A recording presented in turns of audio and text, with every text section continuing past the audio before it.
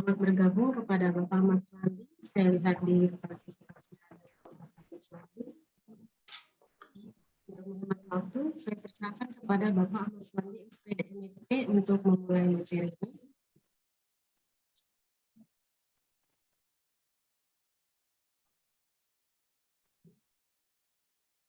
Baik, Assalamualaikum warahmatullahi wabarakatuh. Waalaikumsalam. Selamat pagi untuk kita semua. Shalom, Swastiastu, Namo Buddhaya. Terima kasih untuk Ibu Moderator yang telah memberikan kesempatan untuk saya untuk memberikan materi pada pagi hari ini. Izinkan saya dulu untuk menyapa Bapak Ibu yang ada di ruangan. Selamat datang Bu di hari terakhir ini. Semoga kita masih tetap semangat untuk mengikuti kegiatan. Dan saya juga ingin menyapa bagi para peserta dari via daring. Selamat bergabung ya, baik Bapak Ibu para dosen, guru dan adik-adik mahasiswa. Terima kasih atas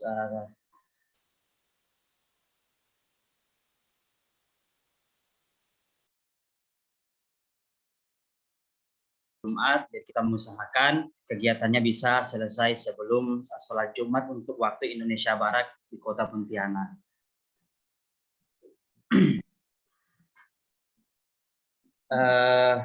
Apakah suara saya terdengar jelas untuk para peserta di via Zoom?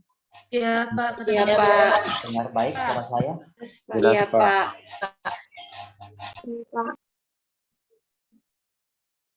Jelas Pak.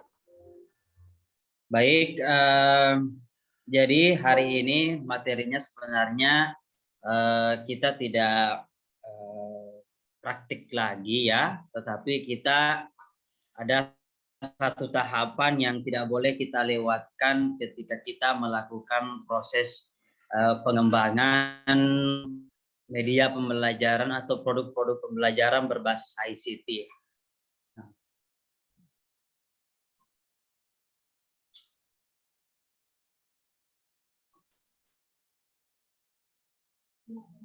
Jadi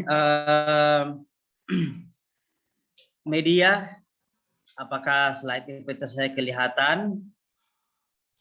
Bisa Ya, Pak. dilihat? Sudah Pak. Jadi media pembelajaran yang Bapak Ibu hasilkan itu sebenarnya tidak bisa serta-merta langsung digunakan di dalam kelas. Tidak bisa, jadi sudah buat website pembelajaran langsung diterapkan di dalam kelas. Sebenarnya tidak bisa ya. Jadi ada satu tahapan yang kita kenal dengan tahapan uji coba atau kelayakan media pembelajaran. Nah, mengapa jadi kelayakan ini itu melalui istilah yang biasa kita dengar validasi, ya, divalidasi dulu oleh pakar. Jadi untuk mengetahui kelayakan, ya, jadi sebelum produk itu kita sebarluaskan atau gunakan dalam pembelajaran, itu perlu ada pengujian untuk mengetahui tingkat kelayakan produk tersebut. Layak atau tidak diterapkan. Nah, setelah layak baru kita aplikasikan. Jika belum layak, tentu atau pakar akan memberikan di bagian mana yang kurang, apa yang harus ditambahkan, dan lain sebagainya. Nah, uji kelayakan dapat dilakukan dengan mengetahui bagaimana penilaian pakar dan bagaimana penilaian pengguna. Kalau penilaian pakar itu pasti dua, Bapak Ibu. Contoh misalnya mau buat komik berbasis blogspot, blog berbasis blog. Jadi mau buat komik berbasis blog. Nah, itu harus ada dua penilaian pakar di situ. Yang pertama, penilaian oleh pakar teknologi dan penilaian oleh pakar materi. Berarti kalau misalnya komiknya berbahasa Inggris, berarti ada satu pakar dari segi teknologinya dan ada satu pakar dari segi kontennya yang menilai media Bapak dan Ibu. Nah, kecuali kalau media-media yang tidak didiseminasikan secara luas, misalnya hanya untuk konsumsi pribadi atau konsumsi untuk siswa-siswa kita, misalnya buat PPT,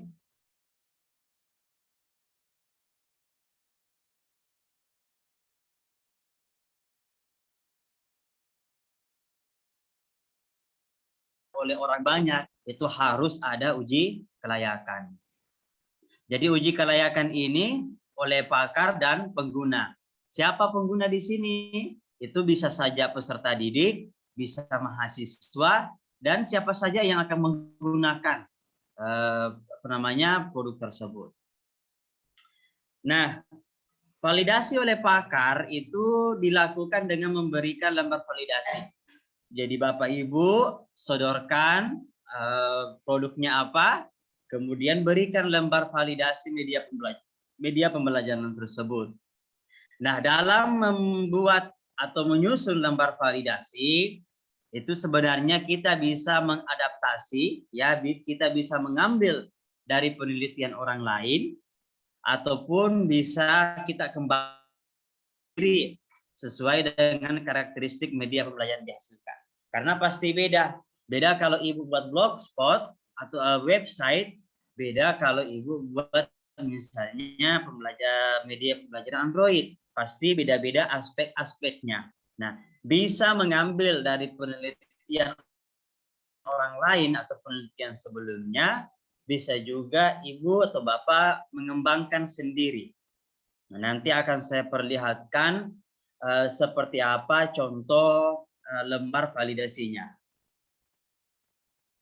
Nah, tadi saya sudah jelaskan bahwa selain diuji kelayakan oleh pakar, ya, wajib juga dilakukan uji kelayakan oleh pengguna atau mahasiswa atau peserta didik, ya. Ini nanti akan dijelaskan oleh Ibu Anti. Belum tentu setelah divalidasi oleh pakar, kemudian kita perbaiki, belum tentu selesai masalah. Pasti ketika kita terapkan ke peserta didik, pasti akan muncul masalah lain. Makanya ada yang disebut dengan pengujian oleh pengguna. Pengujian ini biasa disebut dengan uji coba terbatas. Ya, jadi kita ambil misalnya 10 atau 7 siswa atau peserta didik, kita berikan komik digital kita. Ini nak, silakan dipelajari ini, kemudian berikan penilaiannya. Ya. Jadi belum tentu, pakar udah fix, sudah selesai, belum tentu selesai masalah. Pasti ketika kita berikan ke siswa, ada saja yang kurang dari media kita itu. Nah, ini nanti akan dijelaskan oleh Ibu Anti, bagaimana bentuk-bentuk pengujian oleh pengguna atau peserta didik. Sekarang, apa sih aspek-aspek yang akan dinilai oleh pakar? Aspek-aspek yang dinilai oleh pakar itu sebenarnya tergantung media yang kita kembangkan. Saya ambil contoh, misalnya saya mau menguji kelayakan aplikasi Android saya. Aplikasi Android. Yang akan dinilai oleh pakar, yang pertama, kualitas tampilannya seperti apa? Harus menarik dulu. Ya, kualitas tampilan. Bagaimana tata letak gambar di dalamnya, tata letak video di dalamnya, bagaimana grafik, font ukurannya, kemudian pemilihan warna, itu semua dilihat di situ. Semua dilihat. Kemudian daya tariknya. Daya tarik itu ya ada sebenarnya hubungannya dengan kualitas tampilan. Termasuk isinya di dalam, apakah menarik atau tidak, apakah videonya interaktif atau tidak, dan lain sebagainya. Nanti akan saya perlihatkan apa contoh-contoh pembagiannya. Jadi setiap aspek itu pasti dibagi-bagi lagi menjadi beberapa item atau butir atau pernyataan. Nah, kualitas tampilan sudah dinilai, daya tarik media sudah dinilai, sekarang teknis penggunaan. Teknis penggunaan itu bagaimana kita menggunakan media itu. Apakah mudah apakah susah, ribet, atau seperti apa? Itu namanya teknis penggunaan. Nah, nanti pakar akan memberikan penilaian, oh kualitas tampilannya seperti ini, daya tariknya seperti ini, teknis penggunaannya seperti ini. Nah, tadi saya jelaskan bahwa penilaian pakar itu ada dua jenis pakar, pakar media atau teknologi, dan yang kedua pakar materi. Sekarang, aspek apa yang dinilai oleh pakar di bagian materi? Yang pertama yang dinilai adalah materinya dulu. Apakah kira-kira materinya sesuai dengan kurikulum? Misalnya, standar kompetensinya, indikatornya, tujuan pemilihan seperti ini, nyambung tidak dengan materinya. Jangan sampai kompetensinya A, materinya B, itu dilihat. Kemudian dalam termasuk materi di sini, bagaimana tingkat kedalamannya? Apakah sesuai? Misalnya ibu membuat aplikasi Android untuk anak SMP, misalnya pembelajaran tentang bentuk-bentuk atau kerangka tubuh manusia, ternyata ibu memasukkan materi yang terlalu dalam, terlalu luas. Itu cocok untuk SMA, bukan untuk SMP. Nah, itu akan dinilai juga oleh pakar materi. Nah, makanya tidak bisa kalau pakar media saja, karena pakar media tidak.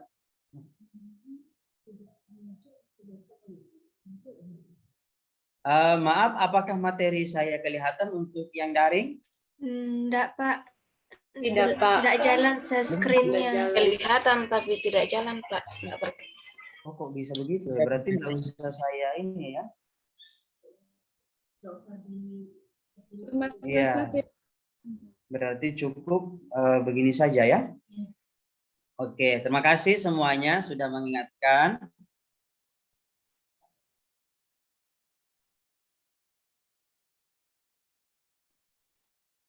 Kelihatan materinya?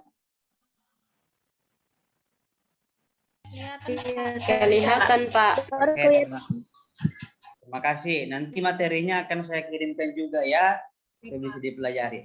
Oke, saya kembali mengulangi bahwa jadi tidak mungkin pakar media akan memeriksa konten, tidak mungkin.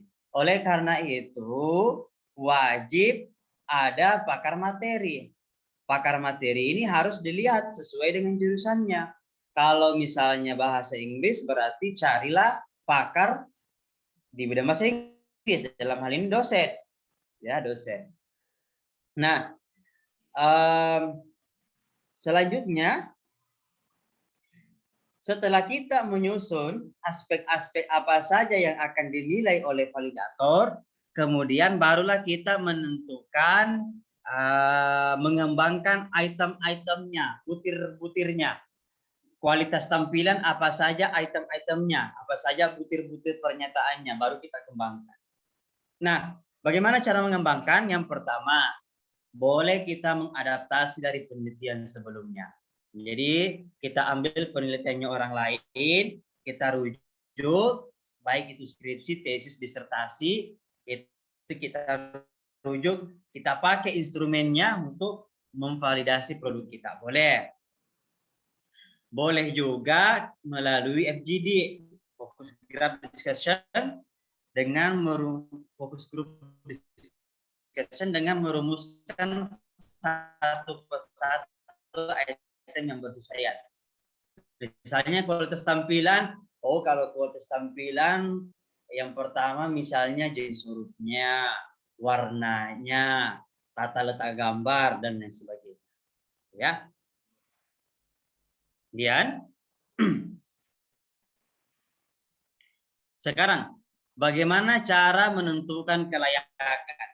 Saya perlihatkan dulu ke Bapak Ibu instrumen ini, nanti boleh di copy, boleh diambil, atau tesis itu bisa dipakai.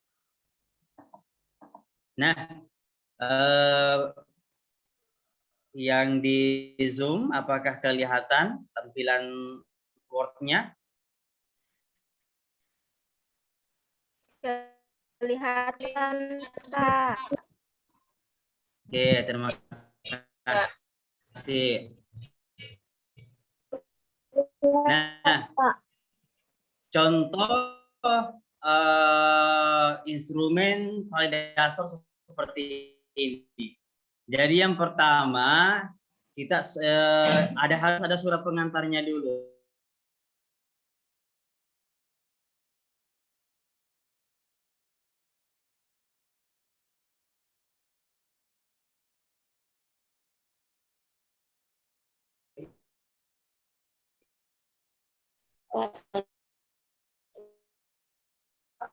Pengantarnya seperti ini. Nah, di bawahnya. Tarik Pak, putus. Nah,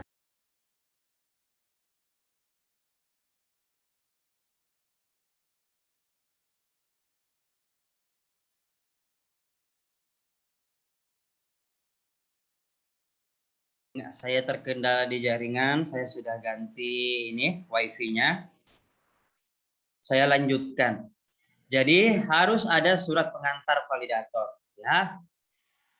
Nah, setelah itu harus ada petunjuknya. Petunjuk si validator itu supaya bisa mengisi penilaian. Harus ada petunjuknya. Seperti ini. Dimohon kiranya Bapak Ibu memberikan penilaian ditinjau dari beberapa aspek, penilaian umum dan saran-saran untuk merevisi apa gitu. Untuk penilaian ditinjau dari beberapa aspek, dimohon Bapak Ibu memberikan tanda checklist pada kolom yang diberikan. Untuk penilaian umum, dimohon Bapak Ibu melingkari huruf yang sesuai dengan penilaian Bapak Ibu. Untuk saran-saran revisi, Bapak Ibu dapat langsung menuliskan pada naskah yang perlu direvisi atau menuliskannya pada kolom saran yang kami sediakan. Harus ada ini. Jangan langsung sodorkan butir-butir pertanyaan atau pernyataan tanpa ada petunjuk. Tingkat penilaiannya, kalau dia pilih 1 berarti sangat kurang, pilih 2 berarti kurang, pilih yang 3 baik, pilih 4 sangat baik. Kalau saya selama ini saya pakai 4 skala. Ada yang menggunakan 5 skala dan lain sebagainya. Saya lebih ke 4 skala. Nah, barulah kita masuk ke lembar penilaian pakar. Tadi kan aspek apa tadi yang pertama? Kualitas tampilan. Nah, inilah item-itemnya yang sudah kita susun. Misalnya petunjuk instruksi penggunaan program jelas dan mudah dimengerti. Nanti kan pakar akan uji coba alat produk kita. Oh iya, ini mudah digunakan, berarti tinggal dia kasih penilaian. Tata letak gambar, grafik, teks, memudahkan penyimak untuk memahami materi. Nanti dikasih penilaian dan seterusnya. Ya, jadi masing-masing aspek itu sudah dikembangkan kriteria atau kriteria itulah yang biasa kita kenal dengan itemnya atau pernyataannya.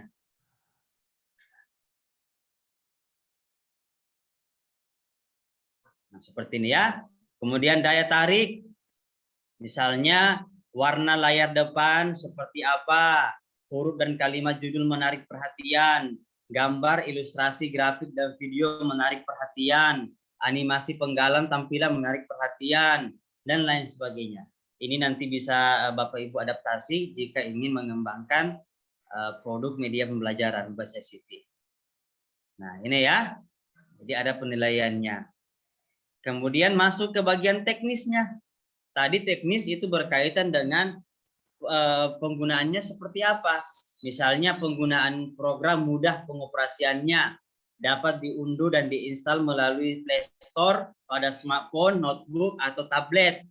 Dapat dilakukan dimanapun dan kapanpun. Memenuhi kriteria sebuah media pembelajaran interaktif berbasis aplikasi Android. Pembelajaran Android berpusat kepada peserta didik misalnya. Jadi ada. Jadi kenapa harus divalidasi Bapak Ibu? Penting.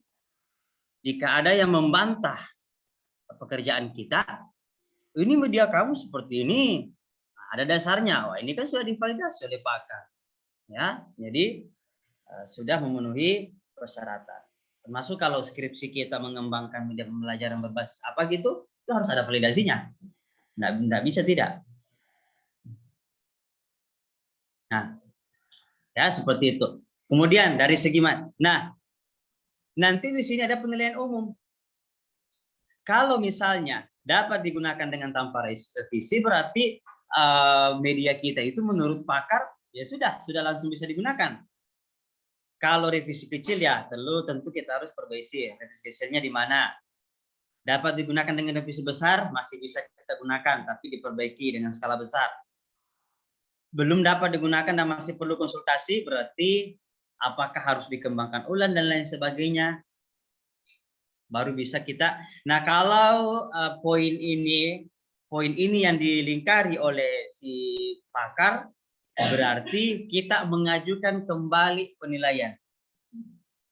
Tapi kalau poin 1, 2, 3 tidak mesti kita ajukan lagi lembarnya.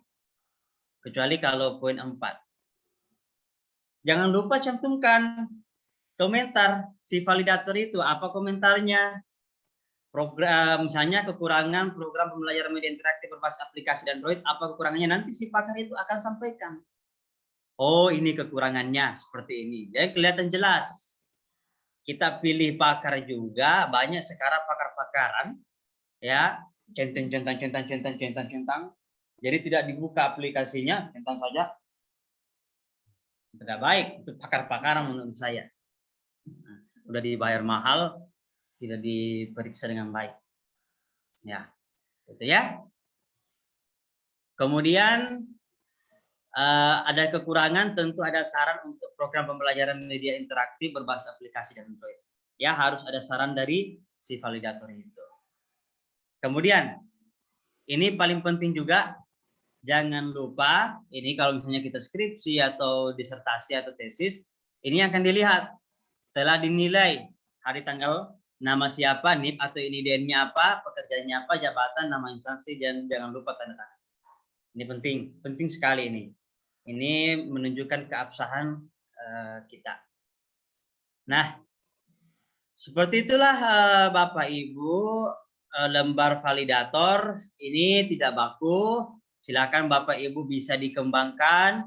Oh, misalnya kalau kualitas tampilan saya perlu tambahkan ini, misalnya saya di daya tarik, misalnya di daya tarik saya kasih suara musik misalnya. Oh, saya akan minta pendapat validator, misalnya iringan musik memudahkan atau membuat peserta didik tertarik. Ya, boleh. Jadi terserah, itu sekreativitas Bapak Ibu. Tapi ini pada dasarnya ini yang umum digunakan. Kalau mau kembangkan silakan, mau langsung pakai juga silakan. Kemudian slide terakhir yang saya ingin sampaikan.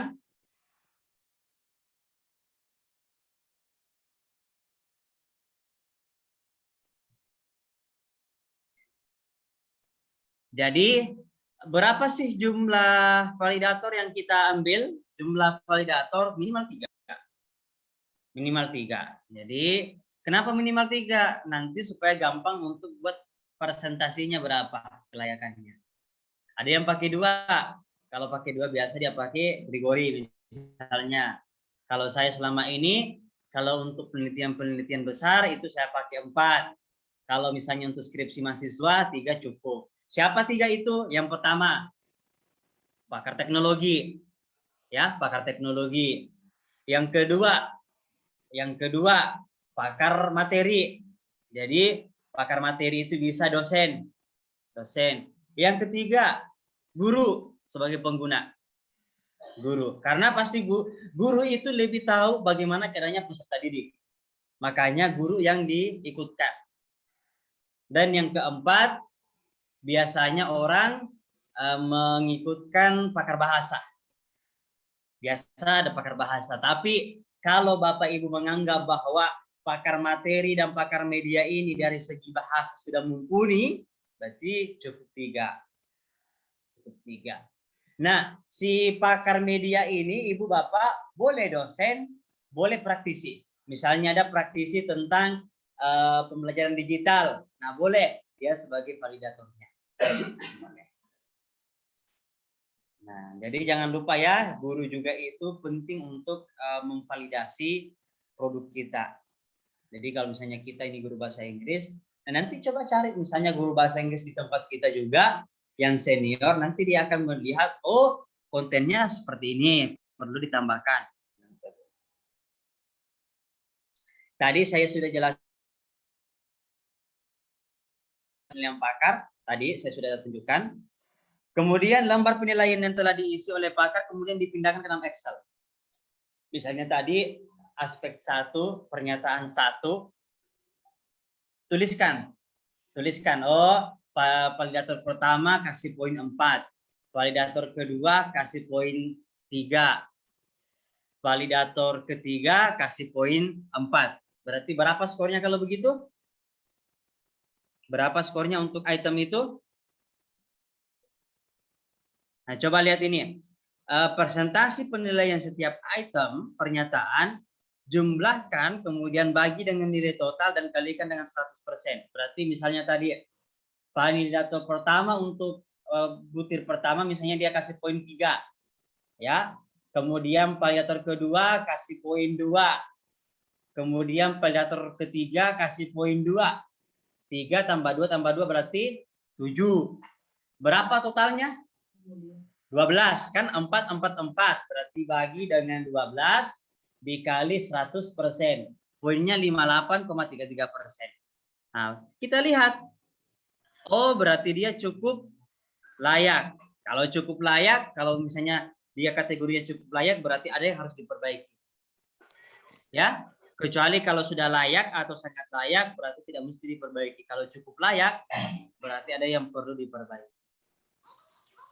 Kurang layak berarti perbaikan total. Tidak layak, perbaikan total atau sekalian kita hilangkan. Misalnya begini tadi. Misalnya ada gambar menarik perhatian. Ternyata si validator mengatakan itu tidak layak, berarti ganti atau sekalian hilangkan. Seperti itu ya. Nah, jadi Bapak Ibu lihat dulu dari setiap item berapa persen penilaiannya. Kalau sudah dilihat, baru Ibu rata-ratakan berdasarkan aspeknya. Tadi kan aspek ada berbagai pernyataan kan? Nah itu misalnya aspek kualitas tampilan sekian persen. Nah dan lain sebagainya. Baru setelah itu dari semua 3 aspek ini ditotalkan lagi, cari lagi rata-ratanya. Nah itulah penilaian secara umum. Ya, seperti itulah cara kita dalam menguji kelayakan berdasarkan penilaian oleh pakar ya. Jika ada yang ingin ditanyakan, saya kembalikan ke moderator. Terima kasih kepada Bapak Ahmad Suwandi, SPD MSIP yang telah memberikan materi yang luar biasa ini kepada para peserta, baik di lokasi kegiatan ataupun di Zoom. Silakan memberikan pertanyaan jika ingin ada yang ditanyakan. Silakan jika ingin bertanya, baik yang Bapak Ibu di sini atau para peserta yang ada di Zoom, silakan berikan pertanyaannya jika ada yang masih kurang jelas.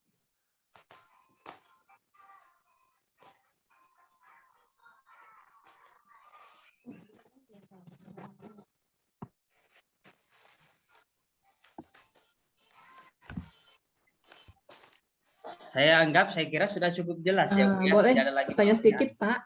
Oh ada, silakan Ibu. Ya, maaf juga baru masuk nih, jadi agak terlambat untuk ini ya penjelasan yang ini. Saya mau nanya sedikit mengenai kelayakan media pembelajaran. Nah, ini sebetulnya tujuannya untuk apa ya sebetulnya untuk menentukan kelayakan pembelajaran ini? Nah, kemudian ada validator ya, validator itu pakarnya siapa? Ada ketentuan maksimal nggak? Ada ketentuan kriteria nggak kira-kira untuk validator? Iya, oke. Tadi tadi pertanyaan pertamanya? Ini kelayakan media pembelajaran tujuannya untuk apa ya ininya ya? Oke. Tujuan gitu. Soalnya agak terlambat nih Pak masuknya Pak, tiba-tiba udah masuk ke ini ya. Oke. Baik, bagaimana Ibu Moderator? Saya langsung jawab atau bagaimana? Ya, silakan Pak Ahmad Suwandi langsung dijawab saja. Oke, jadi Ibu, kelayakan ini sangat penting.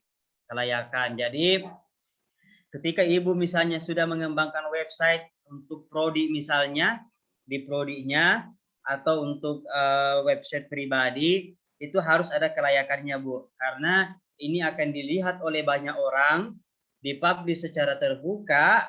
Nah, jika tidak melalui uji kelayakan oleh pakar, maka apa ya istilahnya, produk kita itu kurang wow gitu ya, kurang terpercaya ya, kurang terpercaya. Kita kan orang bebas saja membuat media pembelajaran, tetapi apakah layak atau tidak?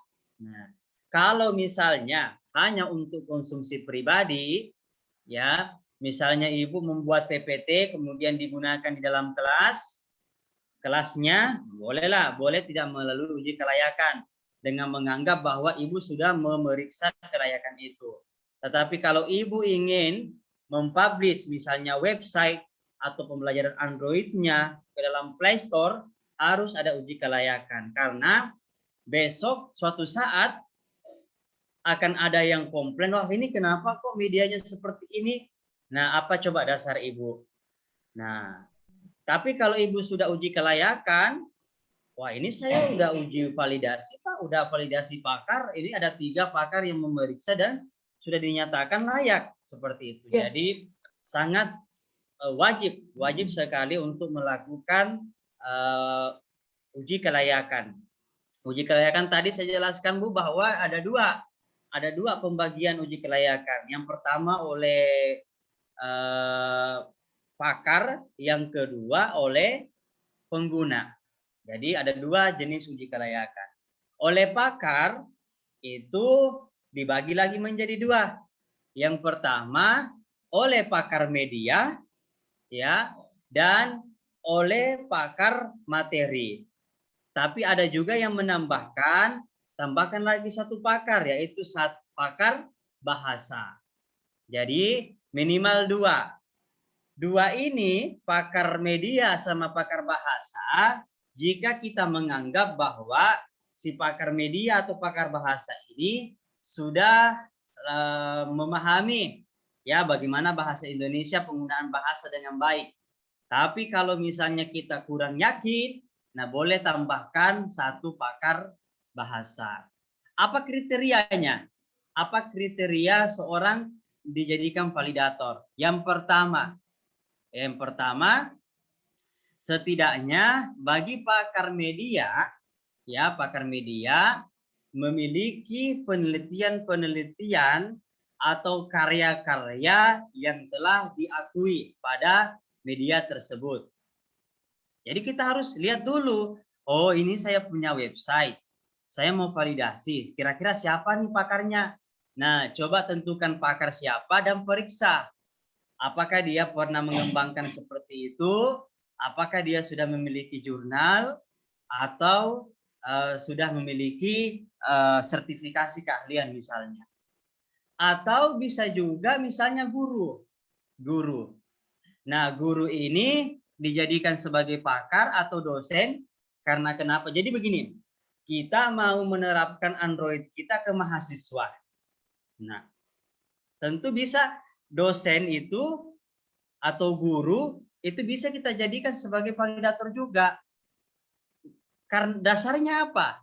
Dia memiliki pengalaman yang panjang dalam mengajar, dalam menggunakan teknologi itu. Tentu bisa memberikan penilaian. Ya, jadi begitu Bu ya. Nah, boleh juga praktisi. Misalnya Ibu Sri Ramadhaningsi yang sekarang sebagai praktisi Lembaga Pendidikan Permata Bunda. Ibu Sri ini meskipun belum bersertifikasi dosen, tetapi dia sudah praktisi, sudah memenuhi persyaratan, sudah S2 dan sudah banyak jurnal-jurnal yang diterbitkan berkaitan dengan teknologi pembelajaran, sudah menghasilkan website, sudah membuat LMS dan lain sebagainya. Jadi bisa dijadikan sebagai pakar. Seperti itu Bu ya. Jadi kita tidak boleh sembarangan ambil pakar. Mentang-mentang kita punya teman, kawan, ayo dong pakar isi sendiri, centang-centang sendiri. Yang penting tanda tangan, di skripsi, dilaporkan sudah terpenuhi, selesai. Nggak boleh seperti itu. Seperti itu Ibu ya. untuk yang instrumennya Pak, itu ada ketentuan nggak kira-kira ya? Nah, Instrumen untuk kita memvalidasi media pembelajaran ini. Apakah layak atau tidak, itu kan pasti ada instrumen ya, sendiri ya. ya, untuk instrumennya seperti tadi yang saya jelaskan, boleh kita ambil, kita adaptasi dari penelitian orang sebelumnya. Jadi tinggal Ibu Evi misalnya cari di penelitian lain instrumen pengembangan website pembelajaran. Nah, biasanya kalau orang menulis jurnal, biasa dia cantumkan instrumennya. Boleh Ibu pakai itu dengan cara Ibu tetap menuliskan sumber dari mana Ibu ambil. Misalnya Ibu ambil dari jurnal saya, berarti tinggal Ibu tambahkan di sini. Diadaptasi dari tuliskan apa jurnal saya itu, halaman berapa dan lain sebagainya. Boleh. Berarti nggak ada ketentuan ya Pak ya untuk ada, Bu. Boleh. ini ya instrumennya ya bisa boleh. Boleh Ibu ambil adopsi dari mana saja ya. Ya, boleh Ibu adopsi dari mana saja. Boleh adopsi dari website namanya dari jurnal internasional di luar. Nah, Atau kemudian untuk ini Ibu, Pak, untuk syarat orang validasi gitu validatornya ya. Nah, itu kan harus misalnya kalau misal dosen kan ada sertifikasi segala macam materi itu bisa jadikan sebagai validator untuk materi misalnya kan, atau orang IT itu bisa nggak kira-kira yang pakar tadi itu. Jadi kalau Ibu Evi misalnya mengembangkan website, misalnya website tentang perikanan misalnya, berarti pakar IT-nya itu boleh pakar IT ya, jadi boleh pakar IT atau pakar media, boleh juga dosen yang di tempat Ibu Evi itu dosen perikanan, tapi dia punya jurnal atau punya penelitian tentang IT seperti itu. Oh, gitu ya. Ya, berarti jadi yang ke arah IT ya kalau ini ya. Iya, yang pokoknya media ke arah pengembangan IT. gitu ya. Nah, kecuali untuk materinya, Kontennya mungkin ya. Kontennya bisa dosen yang tidak paham dengan IT, tetapi lebih bagus kalau dia paham konten, paham juga dengan IT-nya seperti itu. Kalau kriteria pendidikan enggak mesti harus S2, enggak mesti harus S3 ya. Nah, sebaiknya S2, Bu. Minimal S2. Minimal S2 ya. Ambil, ya memang kan dosen sekarang kan minimal S2. Jadi minimal S2. Kadang kan ada pakar media itu yang tidak ini ya, yang pakar IT yang bukan S2 malahan kan. Nah, itu biasanya dijadikan sebagai praktisi. Itu jadinya jatuhnya ke praktisi. Oh, praktisi ya. Berarti di sini validatornya dosen, praktisi, sama dosen, praktisi, atau pakar bahasa, Bu. Tadi pakar bahasa ya, 3 jadi pakar bahasa. Kecuali kalau misalnya menurut Ibu si pakar IT itu atau dosen itu sudah paham sudah tahu bahasa Indonesia dengan baik, berarti tidak mesti pakar bahasa lagi. Nah, kemudian terakhir Pak nanya lagi. Nah, kemudian setelah divalidasi semua ini kan ada hasilnya kan? Nah, itu gimana hasilnya? Apakah mesti harus dicantumkan di websitenya atau gimana? Atau kita pegang sendiri kita dokumentasi sendiri, gimana itunya? Oke, itu dokumentasi sendiri. Boleh juga Ibu mencantumkan di bagian bawahnya semacam informasi bahwa website ini telah melalui proses validasi oleh pakar. Boleh dituliskan di website, boleh juga dipegang sendiri. Nah, supaya lebih bagus, ketika Ibu misalnya membuat website, ya, website pendidikan misalnya, dan ada hasil validasi pakarnya, Ibu bisa tuangkan itu dalam artikel ilmiah, kemudian dipublish. Nah, itu lebih bagus lagi. Jadi suatu ketika misalnya Ibu mau supaya mendapatkan hak cipta, gampang Ibu melalui prosesnya. Jadi tidak ada lagi yang mengakui web Ibu itu. Nah, jadi bisa hasil validasinya itu, hasil kelayakannya dituangkan dalam jurnal, boleh lebih bagus lagi supaya gampang mendapatkan hak cipta HKI-nya, itu lebih keren lagi kalau ada HKI-nya. Berarti kan kalau HKI itu harus ada produk yang bukan plagiat ya, Pak? Bukan plagiasi kan? Iya, harus ada. Kalau misal website prodi kan dia itu kan nggak bisa jadi hak cipta ya? Bisa nggak kira-kira tuh ya? Bisa, Bu, bisa. Bisa ya? menjadi hak cipta. Jadi pemegang hak ciptanya adalah prodi apa gitu. Itu Oh. masuk dalam program komputer. Jadi misalnya prodinya Ibu Evi buat website supaya ini tidak di kontennya, Ibu takutkan kontennya atau apanya diambil disalahgunakan, nah Ibu bisa lindungi melalui pendaftaran hak cipta.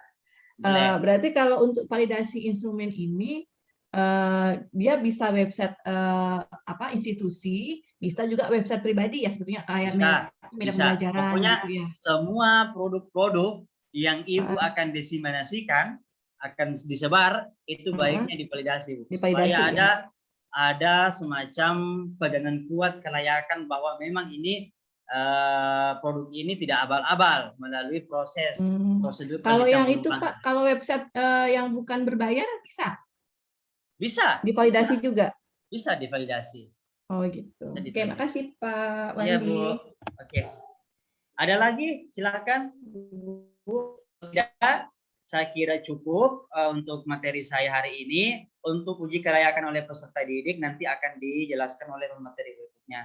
Terima kasih Bapak Ibu. Wassalamualaikum warahmatullahi wabarakatuh. Assalamualaikum warahmatullahi wabarakatuh. Terima kasih kepada Bapak Ahmad Swandi yang telah memberikan materi dan menjawab pertanyaan dari latihan hari ini. Selanjutnya kita persilakan kepada Ibu Susalti SPD MPD untuk memberikan materi yang kedua. Ibu Susalti ya.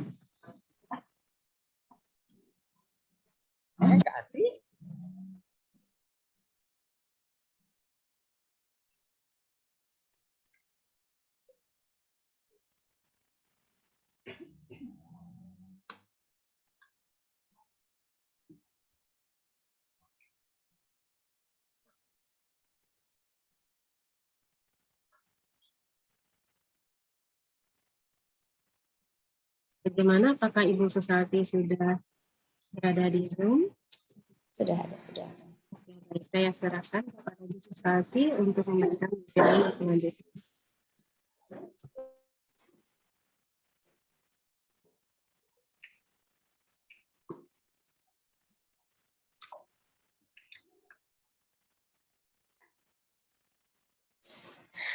Saya lupa bawa kabel yang satu lagi.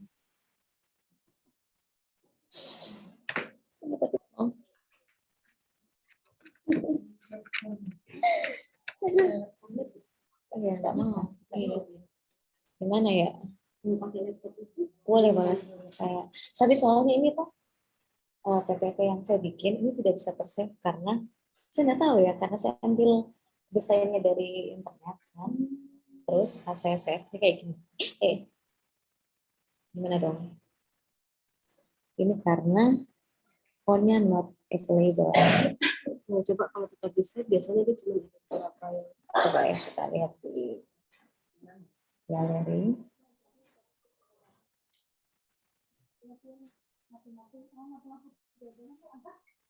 Nggak ada, nggak tersimpan. Itu kenapa ya? Oh, atau begini aja. Tapi kalau saya ini ya, bisa sebenarnya nggak nampak ya. Nggak dilihat. Oh, nggak kelihatan maksudnya. Oh, atau pakai laptopnya Bu Ani, jadi kan kelihatan di atas kan. Iya. Kelihatannya kan kalau saya share screen kan.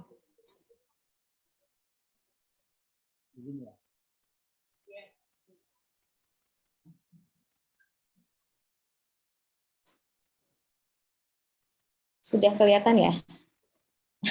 Untuk yang di sini.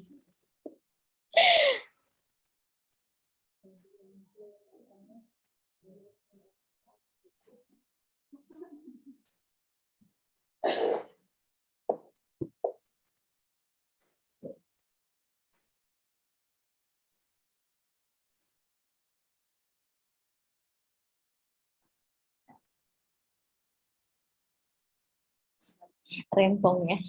Maaf ya. Emang biasanya tidak cocok.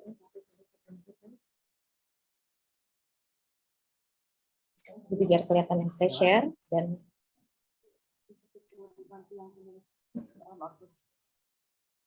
Berarti ini nanti empat kali tanda tangan. Ini di sini jadi hari pertama, yang kedua hari ketiga. saya share. Langsung ditempel dulu.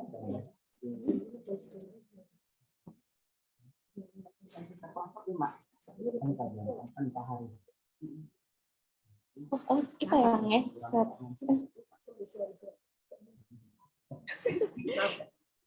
Bu Ani kan ngeset ya. Iya, ya.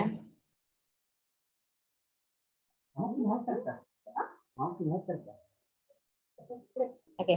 Iya. Sudah terlihat ya Bapak Ibu sekalian yang ada di Zoom dan yang ada di ruangan ini. Dan suara saya terdengar jelas ya Bapak Ibu sekalian yang ada di Zoom. Baik, Assalamualaikum warahmatullahi wabarakatuh. Waalaikumsalam warahmatullahi wabarakatuh.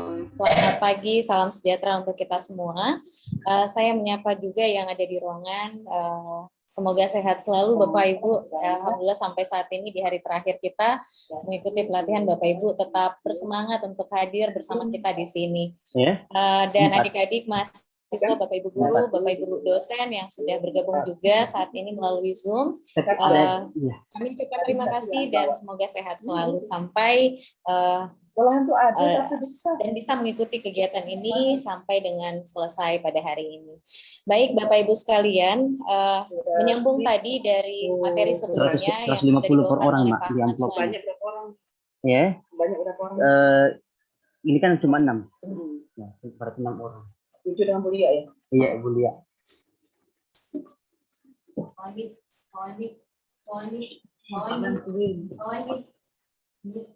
Hah?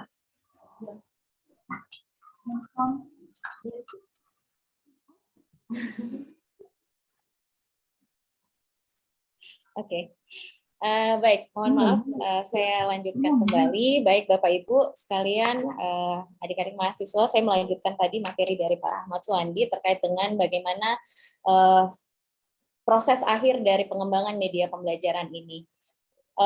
Saya mengawali dengan pengembangan media pembelajaran ini karena lembar penilaian peserta didik dan tadi juga sudah dijelaskan validasi oleh pakar itu merupakan produk dari tahapan akhir pada pengembangan media pembelajaran. Nah, dalam pengembangan media pembelajaran ini, apabila kita mengharapkan pengembangan media pembelajaran yang berkualitas, tentunya diperlukan sebuah perencanaan yang matang dan dukungan sumber daya yang memadai.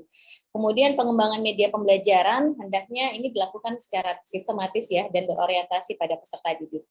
Nah, untuk pengembangan media pembelajaran ini dikelompokkan dalam ketiga tahap. Yang pertama itu desain, kemudian ada produksi, dan yang terakhir adalah evaluasi. Dalam beberapa hari ini pada proses pelatihan kita sudah melakukan kedua tahap ini ya. Kita sudah ada perancangan dan sebentar lagi kita akan memproduksi media pembelajaran yang kita sudah gunakan. Dan yang paling terakhir adalah langkah evaluasi. Nah, ini evaluasi yang sebenarnya adalah langkah yang paling penting pada pengembangan media pembelajaran dan tidak boleh kita skip ya, karena ini adalah langkah yang sangat menentukan apakah media pembelajaran yang kita kembangkan ini layak, sudah baguskah, sudah tepatkah untuk kita sebarluaskan atau sudah tepat untuk kita gunakan dalam proses pembelajaran. Nah, media pembelajaran yang telah dikembangkan secara sistematis ini diharapkan benar-benar efektif ya untuk mencapai tujuan pembelajaran. Nah, yang seperti tadi saya katakan bahwa tahap terakhir pada proses pengembangan media ini adalah evaluasi media pembelajaran yang telah kita produksi. Kemudian tadi ada yang bertanya, apakah perlunya ada, mengapa sih ada evaluasi, mengapa sih perlu ada evaluasi? Nah, tadi juga sebenarnya sudah dijawab ya. Evaluasi ini merupakan satu tahap yang harus dilakukan dalam pengembangan media pembelajaran. Nah, pentingnya Ini untuk memastikan bahwa media pembelajaran yang kita kembangkan ini terjamin baik kualitasnya, ya, dan dapat memenuhi fungsinya untuk mencapai tujuan pembelajaran. Sebenarnya itu yang paling utama. Kemudian media pembelajaran ini dikembangkan harus dievaluasi terlebih dahulu sebelum digunakan atau dimanfaatkan secara luas untuk menghindari kekurangan-kekurangan pada pengembangan media pembelajaran yang sudah kita lakukan. Nah, ini tujuan evaluasi media pembelajaran. Saya pikir Bapak Ibu guru sekalian, Bapak Ibu dosen, teman-teman mahasiswa ini sudah sangat tidak asing ya. Dalam melakukan evaluasi pembelajaran pun pasti ada tujuannya. Nah, ini untuk pengembangan, untuk tujuan evaluasi dari media pembelajaran itu, yang pertama kita menentukan apakah media pembelajaran itu efektif atau tidak. Kemudian untuk mengetahui apakah media pembelajaran itu benar-benar memberikan sumbangan terhadap hasil belajar peserta didik. Kemudian yang ketiga, apakah isi pelajaran ini sudah tepat disajikan dengan menggunakan media pembelajaran tersebut. Dan yang keempat, mengetahui bagaimana respon peserta didik dengan media pembelajaran yang kita sudah buat. Nah, ini ada prinsip-prinsip yang harus kita perhatikan pada pelaksanaan penilaian atau evaluasi media pembelajaran. Nah, yang pertama ini, apakah media pembelajaran tersebut betul-betul berperan untuk meningkatkan efektivitas komunikasi. Kan kemarin kita sudah tahu bersama ya, tujuan dari media pembelajaran ini sebagai alat bantu kita dalam proses pembelajaran. Apakah betul-betul media pembelajaran yang kita buat ini betul-betul bisa efektif dalam membantu kita dalam komunikasi yang lebih efektif. Nah, kemudian yang kedua, bagaimana kebenaran dan ketepatan konten. Ini yang penting juga. Konten yang kita sajikan dalam media pembelajaran ini apakah sudah tepat atau sudah sesuai dengan materi yang kita sajikan di dalam media pembelajaran. Kemudian pertimbangan praktis ya. Kemarin juga kita tahu bersama ya bagaimana media pembelajaran ini diharapkan lebih praktis digunakan atau bisa membuat kita dalam proses pembelajaran itu lebih mudah. Kemudian yang keempat, faktor manusia yang harus sesuai dengan karakteristik dan kebutuhan peserta didik dan ketersediaan tenaga khusus atau fasilitator yang dalam pemanfaatannya. Nah, ini ada dua jenis evaluasi. Yang pertama evaluasi formatif dan evaluasi sumatif. Saya kira ini adalah pemahaman umum buat kita semua. Kemudian dalam media pembelajaran pun, dalam pengembangan media pembelajaran pun kita menggunakan kedua jenis evaluasi ini, evaluasi formatif dan evaluasi sumatif. Evaluasi formatif ini digunakan untuk mengumpulkan data, informasi pada waktu proses pengembangan media pembelajaran itu sendiri. Jadi mulai tadi yang saya katakan ada 3 tahap, mulai dari kita mendesain, kemudian dilanjutkan dengan produksi, dan diakhiri dengan evaluasi. Pada setiap tahap itu pun kita harus melakukan evaluasi, ya. Kemudian ada pada akhir setelah produk kita sudah jadi ada yang namanya evaluasi sumatif. Ini dilakukan setelah media pembelajaran sudah benar-benar telah selesai dikembangkan dalam bentuk master yang siap untuk diimplementasikan di lapangan. Nah, yang kita akan lakukan pada proses ini adalah masih dalam proses evaluasi formatif ya, karena kita masih dalam tahap pengembangan. Nah, yang tadi dibahasakan oleh Pak Ahmad Suwandi, evaluasi pakar atau validasi pakar, itu kita masih dalam jenis evaluasi formatif. Nah, kemudian ini saya tuliskan, ini tadi sudah dijelaskan oleh Pak Wandi, bagaimana kita mengendalikan kualitas media pembelajaran tentunya harus melalui 2 evaluasi. Evaluasi pramaster atau pre-mastery evaluation, dan kemudian uji lapangan. Uji coba lapangan. Di evaluasi pramaster ini dibagi ke dalam 3 bentuk evaluasi yang tadi sudah dijelaskan Pak Wandi, evaluasi ahli oleh pakar, kemudian evaluasi per orang, evaluasi kelompok kecil. Kalau kita pengembangan media pembelajaran untuk evaluasi per orang dan kelompok kecil ini, subjek evaluasinya adalah peserta didik. Nah, disinilah bagian kita, disinilah bagian saya sebenarnya yang menjelaskan bagaimana evaluasi ini ditujukan untuk peserta didik. Kemudian pengendalian kualitas ini tadi hampir sama yang saya jelaskan sebelumnya. Di sini saya jelaskan evaluasi ahli itu tadi sudah dijelaskan juga ya oleh Pak Ahmad Suwandi, dibagi atas 3. Ini boleh lebih dari 3. Jadi ada ahli dari bidang materi, kemudian ahli dari bidang media, kemudian juga melibatkan guru. Juga tentunya juga kalau untuk pengembangan teknologi media berbasis digital ya pastinya kita harus menggunakan pakar dari bidang teknologi ya tentunya. Kemudian evaluasi dan tadi sudah dijelaskan juga ya bagaimana karakter karakteristik yang diperlukan sebagai seorang pakar supaya bisa dijadikan sebagai pakar. Nah, tadi mungkin saya bisa tambahkan, untuk kita bisa menjadikan seorang itu sebagai pakar, untuk ahli, kita bisa juga melihat track record dari pakar tersebut, misalnya apakah sebelum-sebelumnya beliau sudah pernah dijadikan pakar untuk evaluasi-evaluasi di penelitian-penelitian sebelumnya lah dan selanjutnya. Jadi tetap juga memperhatikan background pendidikan dan dan background pendidikan yang dimiliki oleh orang tersebut. Orang per orang dan evaluasi kelompok ini sama-sama subjek evaluasinya adalah peserta didik. Namun kalau untuk evaluasi orang per orang ini ya tentunya dilakukan untuk peserta didik kita satu persatu ya. Kemudian untuk kelompok kecil ini boleh kita lakukan misalnya dalam melakukan evaluasi itu dalam waktu yang bersamaan untuk 5 sampai dengan 15 orang peserta didik mungkin. Nah, kemudian nanti setelah melakukan evaluasi tersebut, ada uji coba lapangan. Ini diuji cobakan dalam lingkungan yang nyata ya, ketika program media pembelajaran tersebut akan digunakan. Jadi sebelum dimanfaatkan, ini harus dievaluasi, jadi untuk menghindari kekurangan dan kesalahan yang mendasar.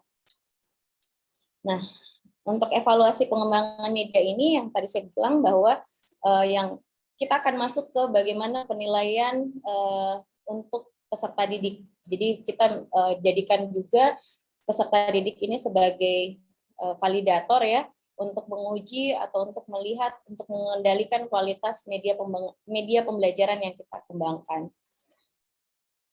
Oke, untuk sedikit pengantarnya saya rasa cukup, tetapi kalau untuk masuk ke dalam contoh dari lembar penilaian dari peserta didik ini akan saya tampilkan juga.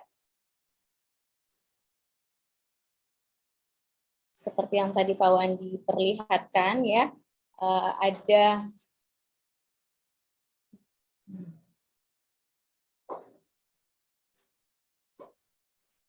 Bu, lembarnya tidak kelihatan, buram. Sudah kelihatan ya?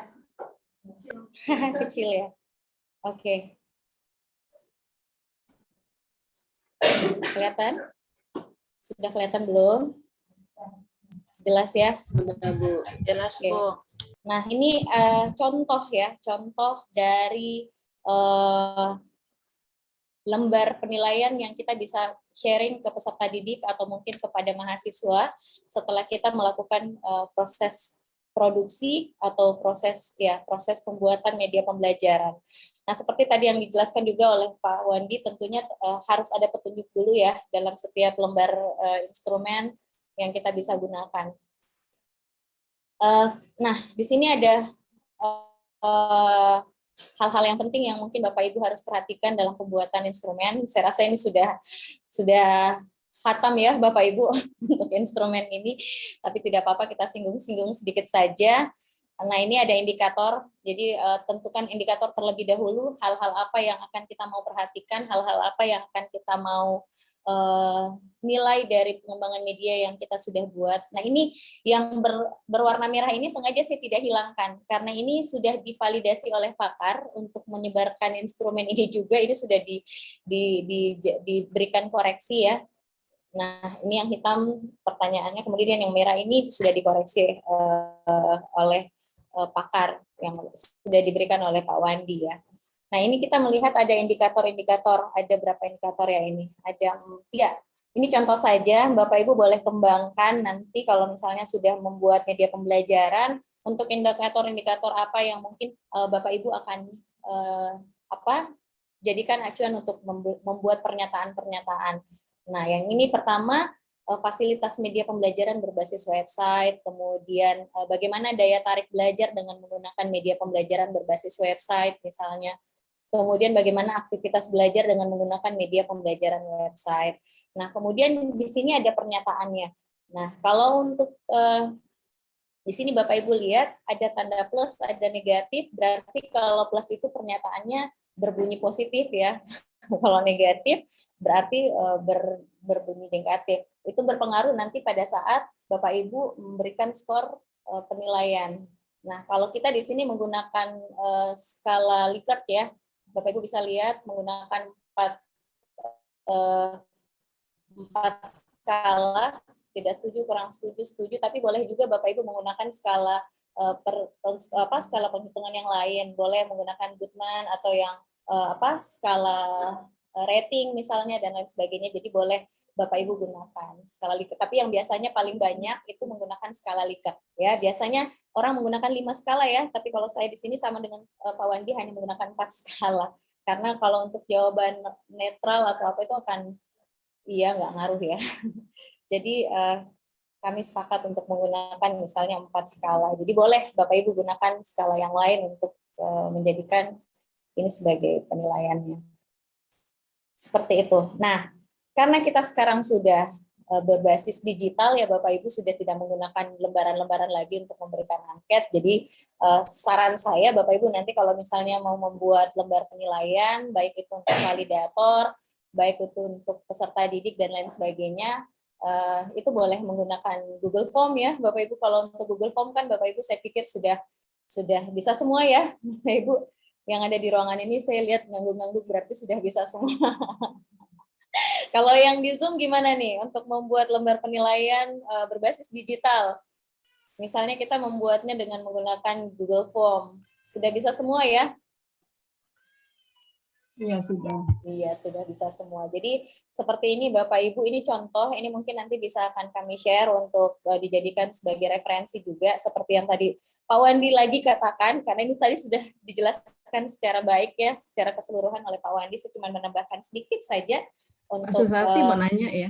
Oh iya, Mau boleh nanya, Bu. ya. Kalau untuk ini kan instrumen itu kan pasti ada hasilnya itu Ya. kalau kita mau tahu valid atau tidak gitu kan hasilnya ya. Nah, apa setelah kita kasih instrumen nih kan pasti kan ada analisa data nih yang dibutuhkan ya untuk mengetahui apakah data itu valid atau tidak.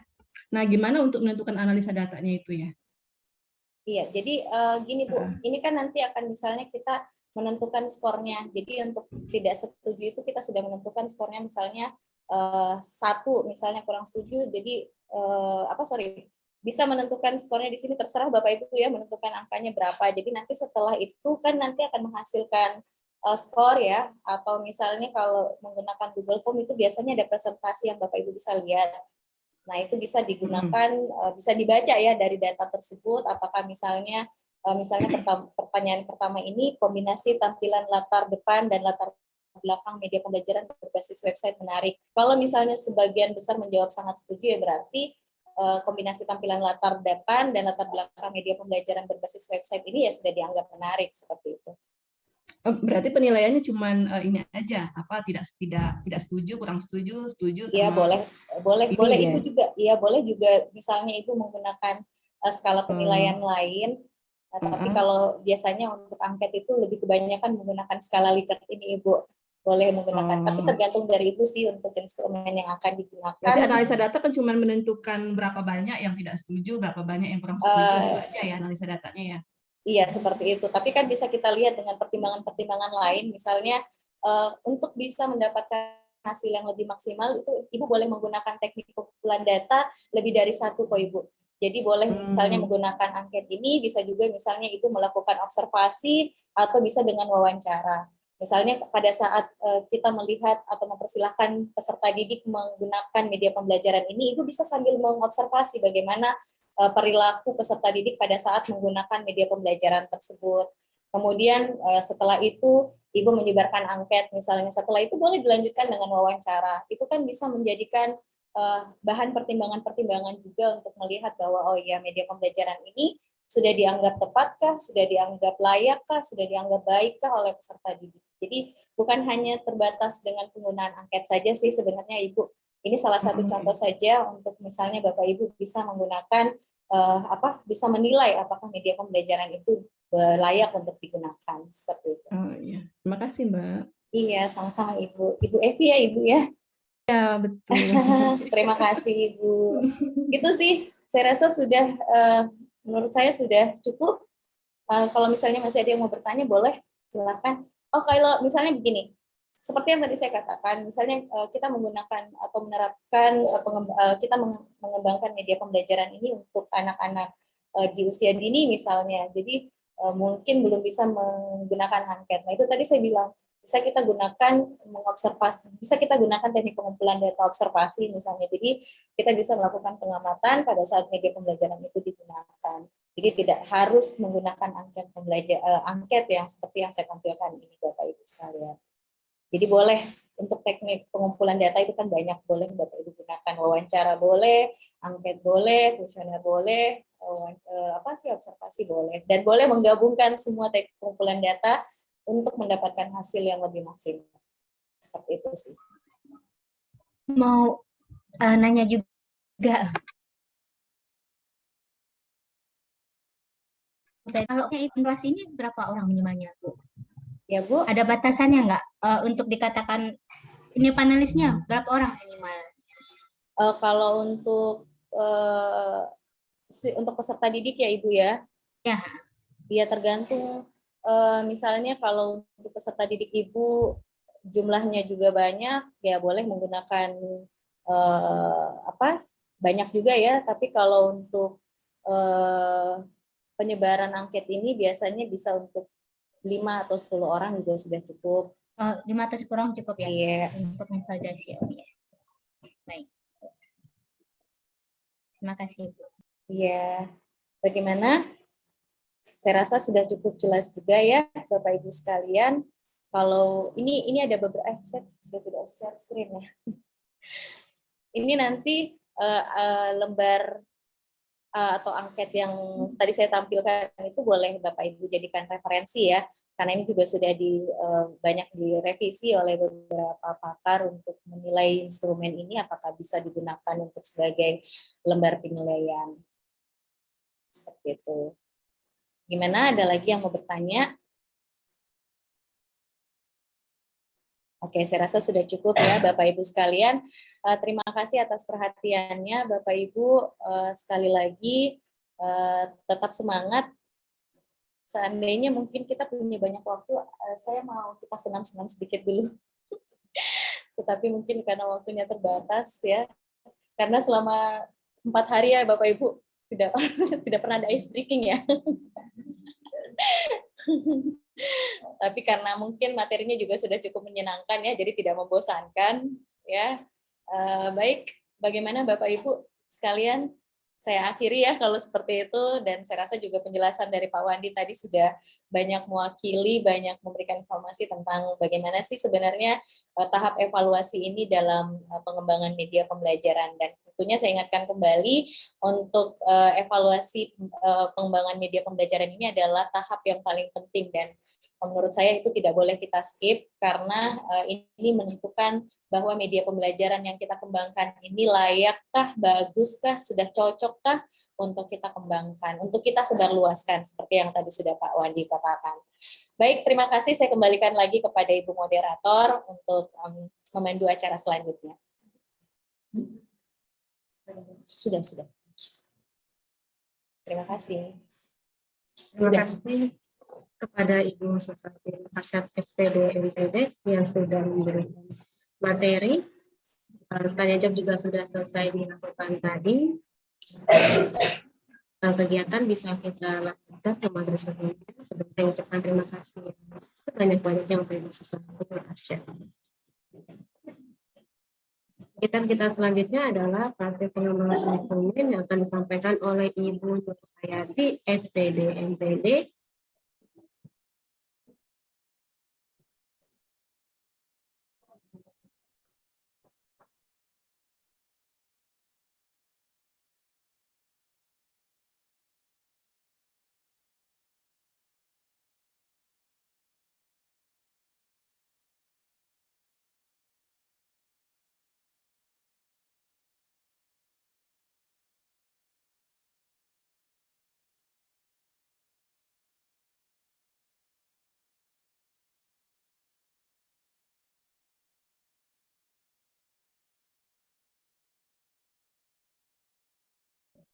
Ibu Nur Hayati SPD MPD sudah berada di ruangan. Saya persilakan kepada Nur Hayati.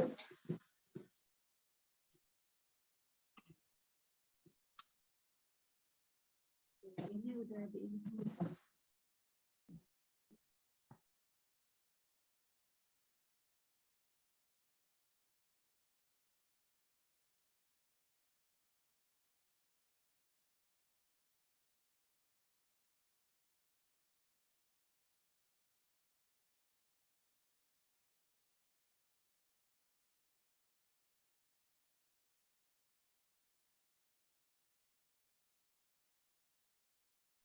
Bentar ya Bapak Ibu, saya sedang persiapan.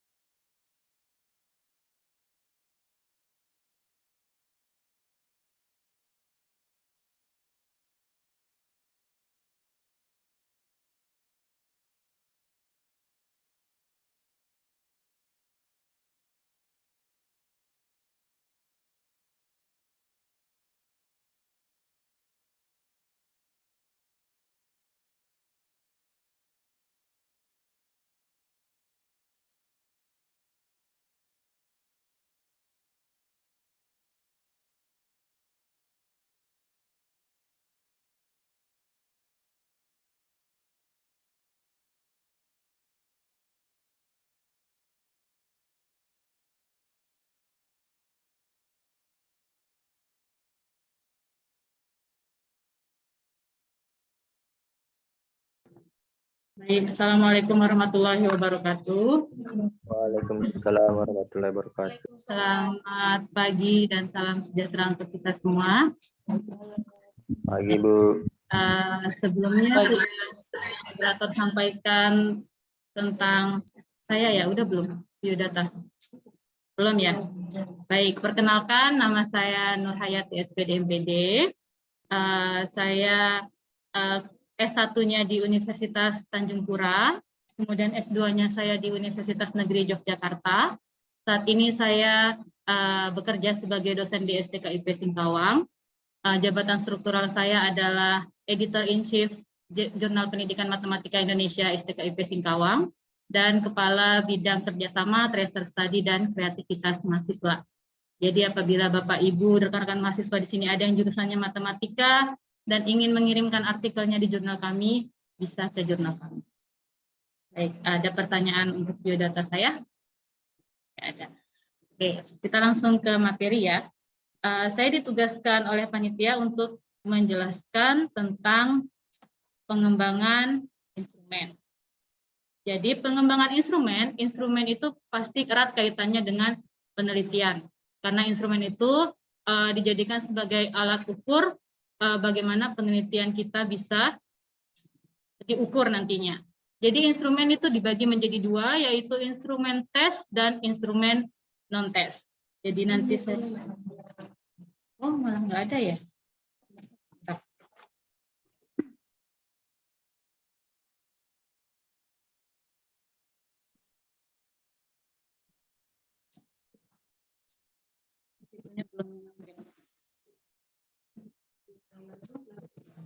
Layar Zoom kelihatan.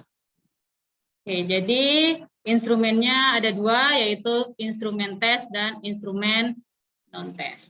Pada dasarnya untuk pengembangan instrumen sama tahapannya. Yang pertama yaitu kalau tes berarti kita perlu melihat KD terlebih dahulu. Kompetensi dasar yang diterapkan oleh pemerintah atau Kemenristek-Dikti itu seperti apa. Jadi kita lihat KD untuk saat ini Permendikbud yang berlaku untuk melihat standar kompetensi lulusan adalah Permendikbud nomor 37 tahun 2018. Itu untuk yang dari SD, SMP, dan SMA. Kemudian untuk PAUD, setahu saya tidak ada SKL ya Bu. Adanya adalah standar perkembangan anak, bukan standar kompetensi lulusan. Sedangkan untuk perkuliahan, kita melihatnya berarti dari CPL, capaian pembelajaran lulusan. CPL itu masing-masing prodi berbeda-beda, dan ada CPL yang memang sesuai dengan himpunan dari prodinya masing-masing, ada juga CPL yang sesuai dengan karakteristik dari universitas atau sekolah tinggi. Jadi CPL itu sudah baku sehingga kita tidak boleh mengubahnya satu kata pun atau mengurangi atau menambah, sama dengan KD. Jadi memang biasanya mahasiswa terkadang bilang, saya melihat KD-nya dari silabus, Bu. Padahal kan silabus pasti ngelihat KD-nya dari Permendikbud terlebih dahulu, jadi sumber utamanya. Jadi biasanya saya memang membiasakan mahasiswa saya untuk mencari sumber utama terlebih dahulu. Karena khawatirnya ketika orang yang membuat silabus tersebut, bisa saja ada unsur-unsur subjektif, bisa saja mengurang atau menambah. Jadi saya memang menekankan kepada mahasiswa saya untuk mencari Permendikbud yang terbaru. Setelah itu dari KD dan teori kemampuan, biasanya kan aspek pengetahuan itu atau aspek keterampilan, dia ada kemampuannya. Misalnya kemampuan pemecahan masalah, atau kemampuan komunikasi. Itu kan ada indikator masing-masing kan ya. Nah, jadi kita perlu ada teori kemampuannya terlebih dahulu.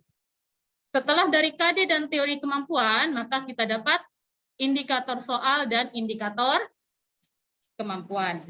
Dari kedua indikator tersebut, barulah kita mendapatkan soal.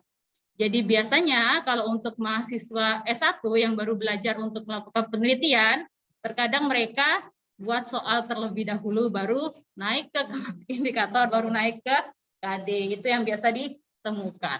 Jadi salah cara berpikir seperti itu. Jadi kita harus bergerak dari KD terlebih dahulu, baru kita ke indikator, baru ke soal. Setelah soal ada, kita buat rubrik penilaian. Rubrik penilaian ini ada berbagai macam model, tergantung teori mana yang kita gunakan. Asalkan kita bisa menunjukkan teorinya, dan teori yang dirujuk adalah teori yang memang relevan atau teori yang dapat dipertanggungjawabkan, maka bisa digunakan. Setelah itu baru kita buat petunjuk dari soal, baru jadilah suatu instrumen. Ini instrumen yang belum divalidasi, baru instrumen yang mentah. Begitu juga dengan instrumen non-tes. Kalau instrumen non-tes berarti tidak ada KD, karena dia kan lebih ke instrumen sikap, yang dia memang memerlukan teori-teori, misalnya angket persepsi, berarti kita perlu teori tentang persepsi, atau angket motivasi, berarti kita perlu teori tentang motivasi. Apa gunanya teori tentang motivasi ini? Ada yang tahu? Supaya kita tahu indikator apa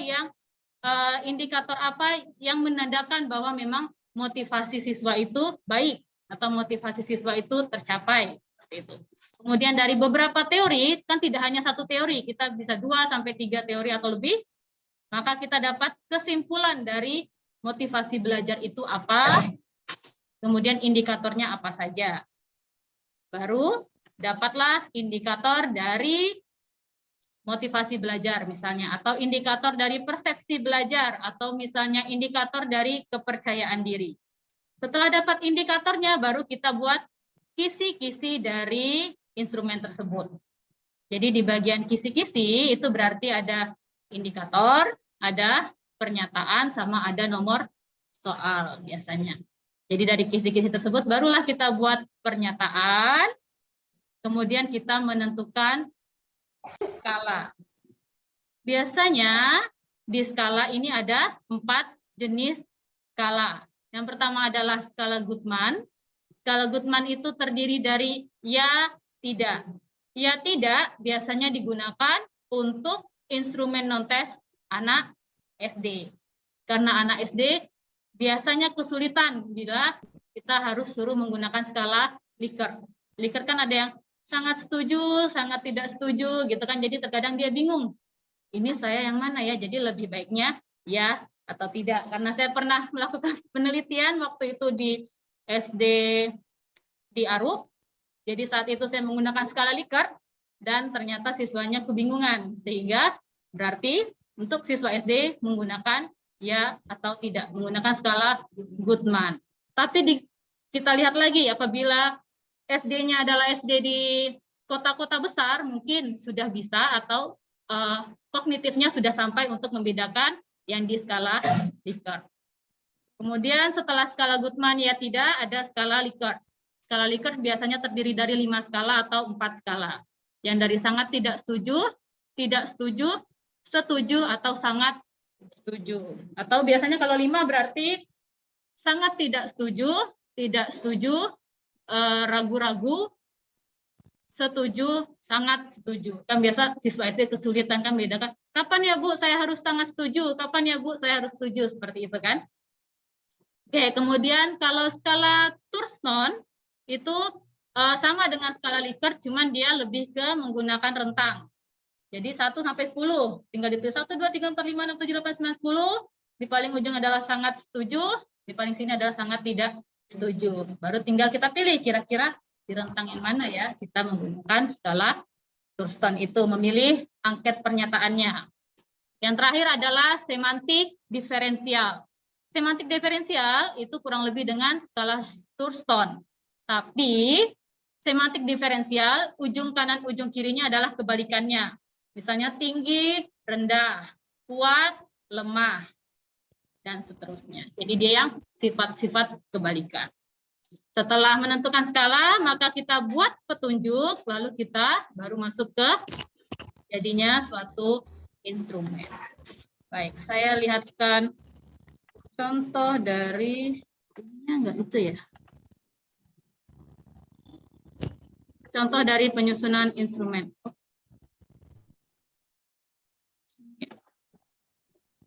Nah, ini untuk contoh penyusunan instrumen tes. Jadi ini saya masih menggunakan kurikulum KTSP. Jadi masih ada standar kompetensi dan ada KD. Kalau K13 berarti kita menggunakan KI dan KD. Kalau untuk instrumen tes berarti yang digunakan adalah KI 3 atau KI 4. Karena KI 3 untuk aspek pengetahuan dan KI 4 untuk aspek keterampilan. Nah, jadi ini karena ini adalah melakukan manipulasi aljabar dalam perhitungan teknis yang berkaitan dengan perbandingan fungsi, persamaan, dan identitas trigonometri. Karena ini KTSP, maka saya menggunakan KD-nya dari Permendiknas. Karena ketika kurikulum KTSP, kementerian kita masih pendidikan nasional. Ketika K13 sudah berganti menjadi Kementerian Pendidikan dan Kebudayaan. Nah, untuk 2021 bukan lagi Permendikbud namanya, tapi Permendikbudristek. Karena berubah dan menambah menjadi ya Ristek. Nah, jadi di sini KD-nya adalah melakukan manipulasi, maka saya membuat berbagai indikator. Yang pertama adalah menentukan nilai perbandingan trigonometri pada segitiga siku-siku. Jadi ini didapat soal yang seperti ini. Kuncinya A. Kalau di matematika, kami menggunakan alasan B, C, D, E, tetap harus dengan alasan. Mengapa saya menulisnya ini B5/12? Kenapa 13/12, 12/5, dan 13/5? Itu harus ada dasarnya. Misalnya, oh ini siswa bisa salah menentukan X per Y-nya. Maka nanti siswa yang keliru konsep, dia bisa menulis atau mengisi B. Jadi bagi siswa, saya benar jawabannya, saya bisa semua. Padahal konsep yang dia miliki keliru atau salah. Jadi biasanya kami kalau di matematika lebih suka membuat soal esai. Karena soal esai lebih mudah untuk kami buat dibandingkan pilihan ganda. Karena kami harus dari semua opsi harus ada pernyataannya. Kenapa saya harus ke B, kenapa saya harus ke C, dan seterusnya. Oke, ini untuk instrumen tes. Sekarang kita masuk ke instrumen non-tes. Nah, ini tadi yang saya bilang teori. Jadi di sini saya membuat instrumen tentang angket kepercayaan diri. Saya memiliki 6 sumber. Jadi di 6 sumber ini saya kelompokkan, oh ini sumbernya dari Preston, ini sumbernya dari Sarah Parson dan kawan-kawan, ini sumbernya dari Krista White. Jadi saya simpulkan bahwa kepercayaan diri adalah salah satu sikap positif yang dimiliki setiap individu yang mencakup tentang harga diri, kompetensi, dan kepercayaan diri terhadap suatu hal.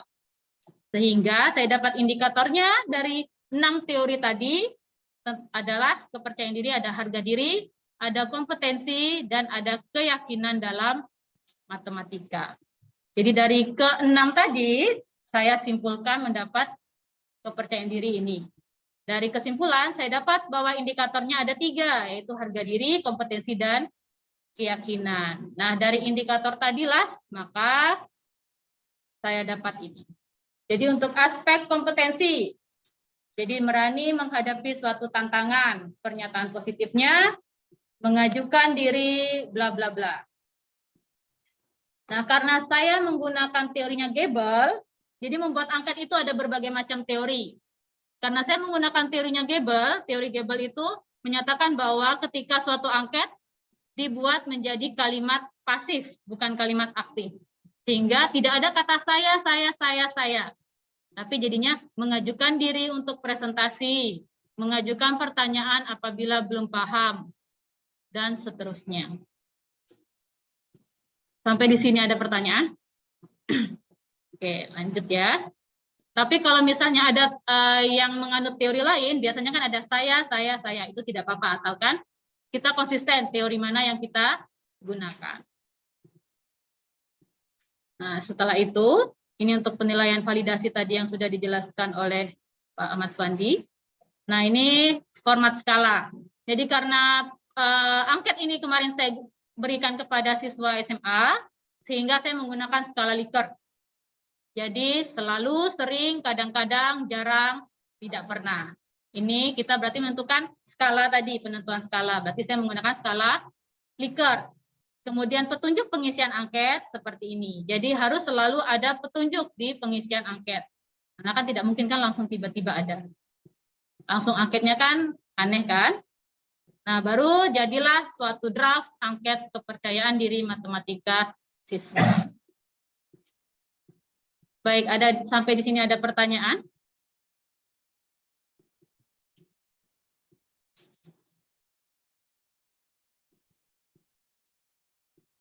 Atau sudah mengerti?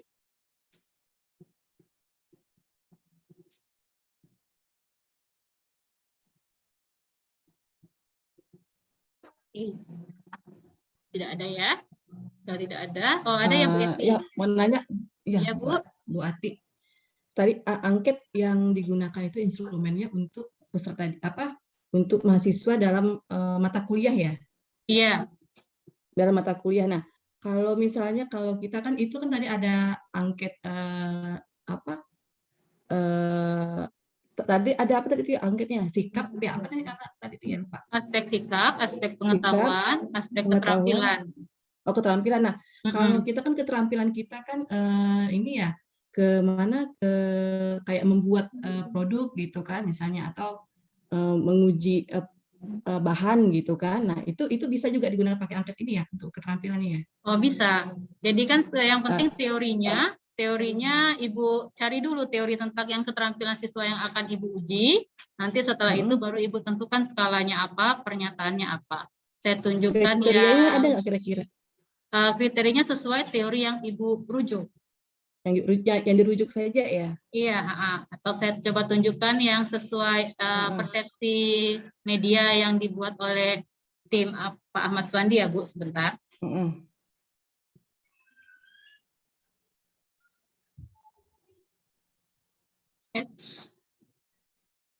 Mana ya?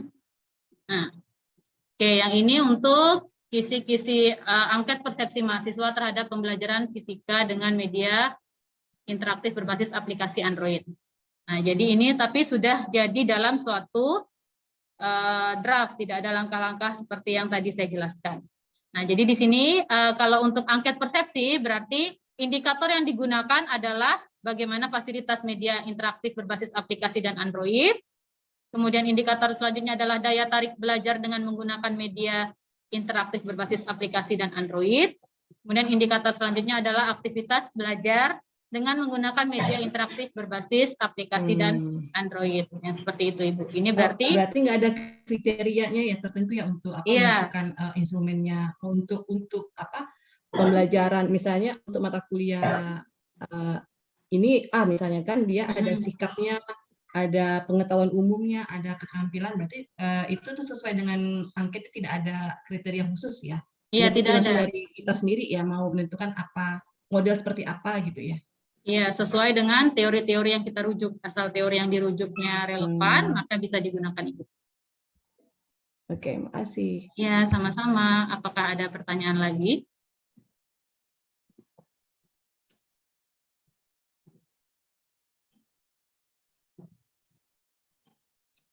Oke, jika tidak ada, saya akan melihatkan sekilas cara penganalisisan angket. Tapi ini untuk yang apabila memang ingin penelitian pengembangan dari suatu instrumen.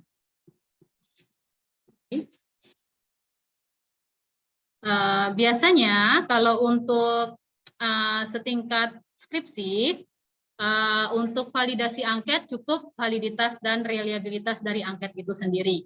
Tapi apabila kita untuk penelitian lebih lanjut atau misalnya untuk ke S3, kita perlu meneliti apakah angket tersebut sesuai dengan teori dan sesuai dengan data-data di lapangan secara empiris atau tidak. Untuk mengujinya, kita perlu yang namanya uji dari CFA, yaitu Confirmatory Factor Analysis. Tapi tidak akan dibahas saat ini. Saya hanya melihatkan sekilas apa itu confirmatory factor analysis. Jadi kita menganalisis angket tersebut apakah sesuai dengan teori yang sudah kita susun tadi, sesuai indikator dengan fakta di lapangannya seperti apa. Jadi ketika tadi kita sudah membuat, ketika kita sudah membuat angket tadi draftnya jadi, maka kita menguji cobakan angket tersebut kepada peserta didik. Nah, untuk ini dia harus 6 kali lebih banyak dari jumlah angket atau jumlah pernyataan yang kita punya. Misalnya penelitian saya ini, kemarin saya menguji cobakan atau menganalisis apakah sudah sesuai angket yang saya gunakan dengan teori atau tidak, atau dengan data di lapangan atau tidak. Di sini saya ada 18 pernyataan. Jadi saya memberikan 1000 angket kepada siswa SD tentang kecemasan matematika siswa. Jadi dari kecemasan matematika siswa itu terdiri dari 3 aspek. Yang pertama kecemasan dari psikologi, kedua adalah kecemasan dari fisiologis, yang ketiga adalah kecemasan dari sosial. Untuk kecemasan secara psikologi itu pernyataan dari nomor 1 sampai nomor 4. Untuk yang fisiologis itu dari 5 sampai 10, yang sosial dari 11 sampai 18. Psikologi itu berarti dari dirinya ya. Kemudian fisiologis itu yang kelihatan, misalnya mau maju presentasi, mau ke WC, atau gemetaran, atau keringat dingin. Nah, kalau secara sosial berarti bagaimana dia berhubungan dengan orang lain. Itu dari 11 sampai 18. Dari 1000 angket yang saya sebar, jadi pertama itu kita harus melihat asumsi tesnya dulu, KMO-nya dulu seperti apa, kemudian kita lihat outlier-nya dulu, kemudian kita lihat normalnya dulu, lalu kita lihat multikolinearnya dulu. Baru setelah itu bisa kita jalankan dengan Lisrel, atau kita buat dia CFA. Ini bentuk CFA-nya. Nah, jadi tadi sesuai dengan yang tadi, di psikologi kan dari 1 sampai 4. Maka panah psikologi ke 1 sampai 4. Kemudian panah fisiologi dari pernyataan 5 sampai 10. Kemudian yang sosial, dia dari pernyataan 11 sampai 18. Setelah saya uji secara statistik, ternyata hasilnya adalah angket saya tadi itu ada yang tidak sesuai dan harus digeser. Sesuai teori dan sesuai data yang ada. Sehingga yang sosial, tadi yang psikologi dari 1 sampai 4, maka harus ditambah di pernyataan 17 dan 18. Jadi aspek psikologi ada 6 pernyataan. Yang awalnya 4 pernyataan jadi 6 pernyataan. Yang sosial tetap dari 11. Yang sosial dari 11 sampai 18 jadi 11 sampai 16. Kemudian yang fisiologi tetap dari 5 sampai 10.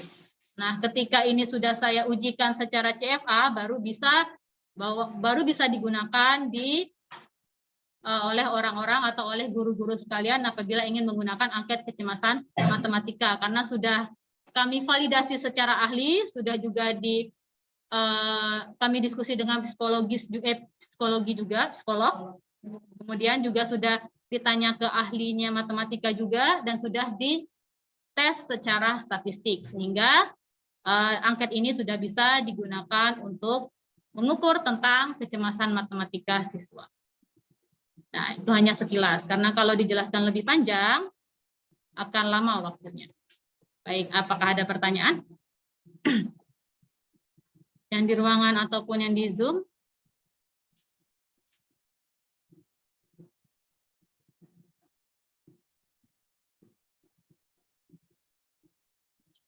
Cukup ya, oke, yang di ruangan sudah cukup jelas. Kemudian apakah yang di Zoom ada pertanyaan lagi? Ya.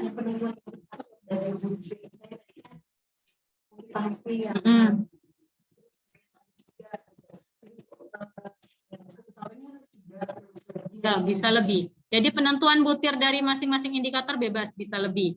Cuman biasanya kami lebih sukanya kalau misalnya 2 negatif, 2 positif. Jadi biar dia imbang, biar dia sama rata. Boleh ada negatif positif, boleh saja positif saja boleh. Tergantung keperluan masing-masing dan karakteristik siswa lagi atau indikator teori yang Bapak Ibu gunakan. Oke, ada pertanyaan lagi?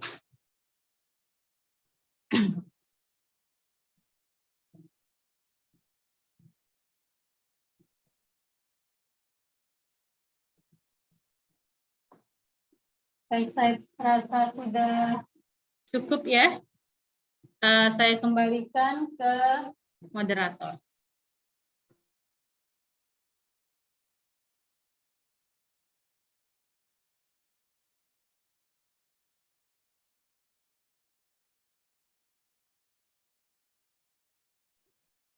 Baik, terima kasih kepada Ibu Nurhayati SPD MPD yang telah memberikan kita materi tentang instrumennya. Kita berada di ujung dari rangkaian kegiatan pelatihan pengembangan ICT ini. Jadi saya rasa melihat banyaknya peminat, terima kasih kepada para peserta baik di lokasi kegiatan maupun yang berada di ruang Zoom sudah mengikuti kegiatan ini dari awal sampai akhir. Sebelum saya tutup, saya akan serahkan kegiatan kembali kepada Ketua Panitia, Bapak Ahmad Swandi, SPD.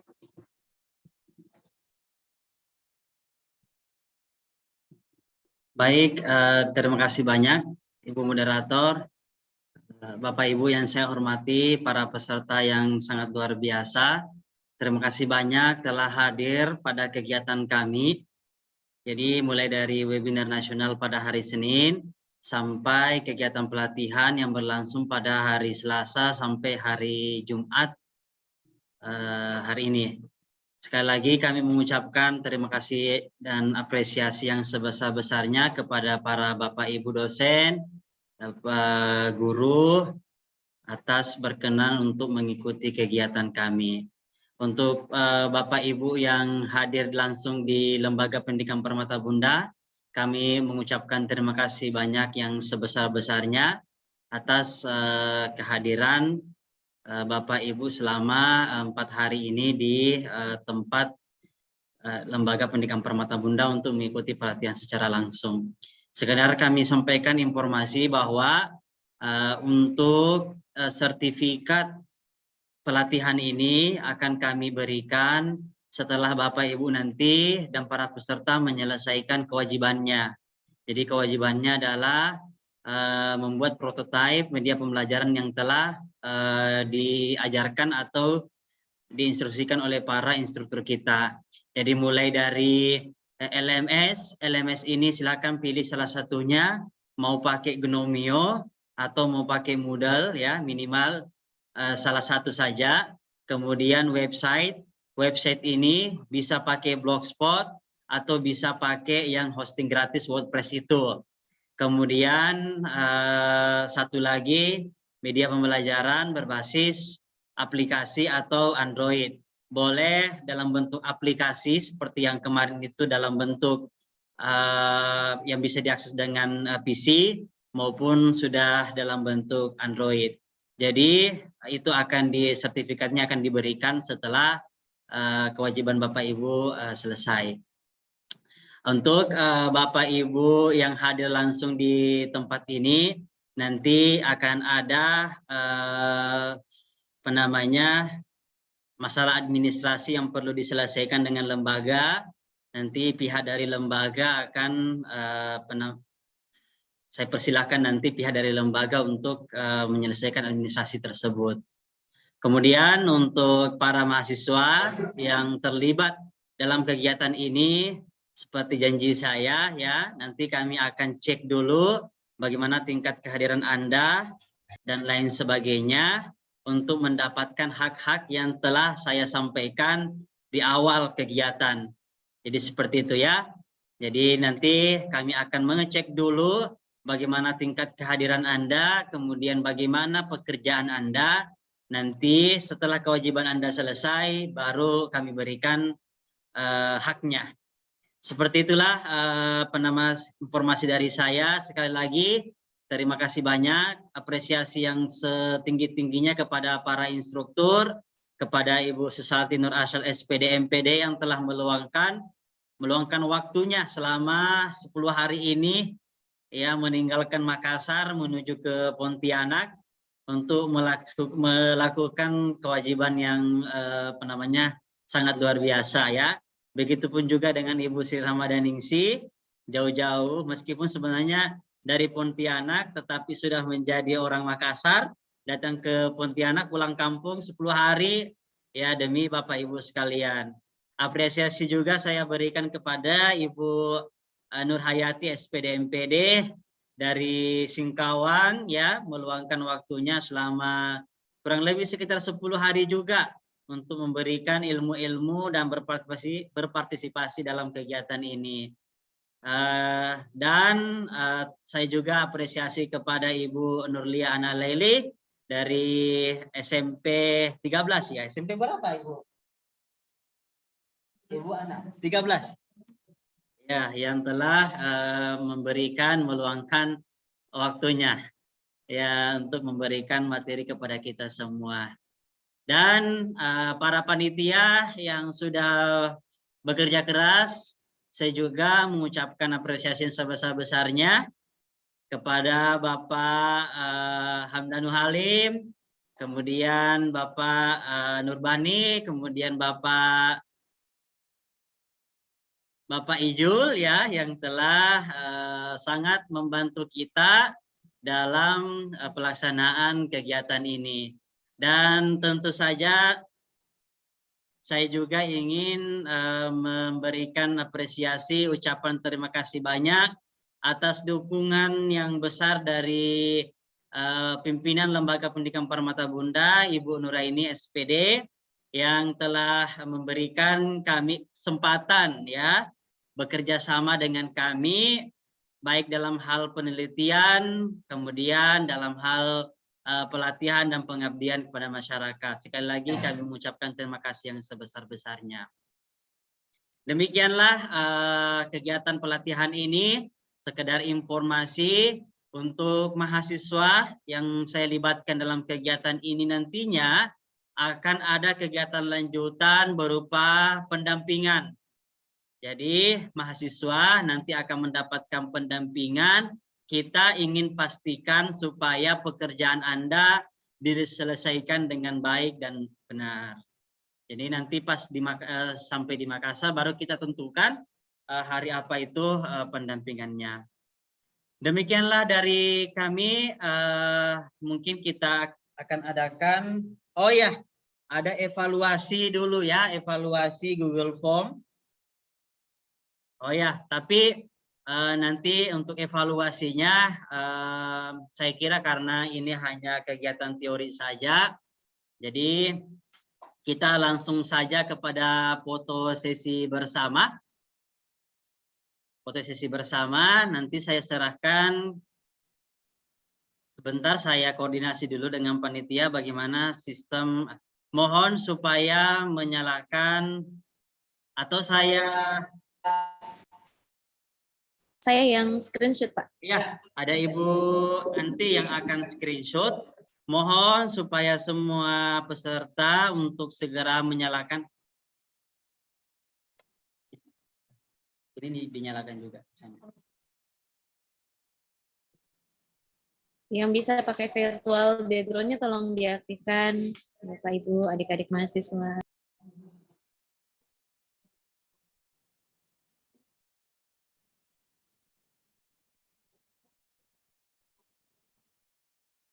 Ya, mohon sekali lagi diaktifkan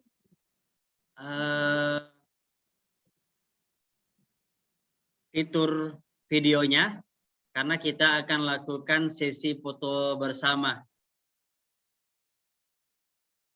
Saya serahkan kepada Ibu Susalti Nur Arsyad untuk memandu sesi foto bersama. Silakan, Bu. Oke, baik. Saya mulai di slide pertama. Oke, saya mulai ya. 1, 2, 3. Oke. Untuk slide kedua, oke. 1, 2, 3. Yang ketiga, ini di slide ketiga ini masih banyak yang belum aktifkan videonya. Tolong diaktifkan dulu bagi para mahasiswa, tolong diaktifkan dulu. Iin Sulastri. Ya, sebut saja namanya Bu Anti. Nanti di Makassar kita selesaikan kalau dia tidak mau aktifkan. Galaknya ya Allah. Harus galak kadang-kala. Winda, ini Ibu Winda ya. Winda Desa Ratu, Waode Sri Rahayu, Lisdayanti. Tolong diaktifkan dulu ya. Nurfaega, Yosefina, Patricia Grace. Tolong diaktifkan. Ya. Oke. Yang belum. Oke, lihat kali. Oke, 1, 2.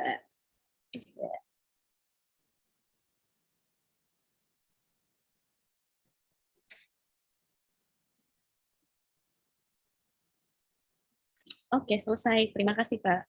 Terima kasih Ibu Susalti, terima kasih banyak.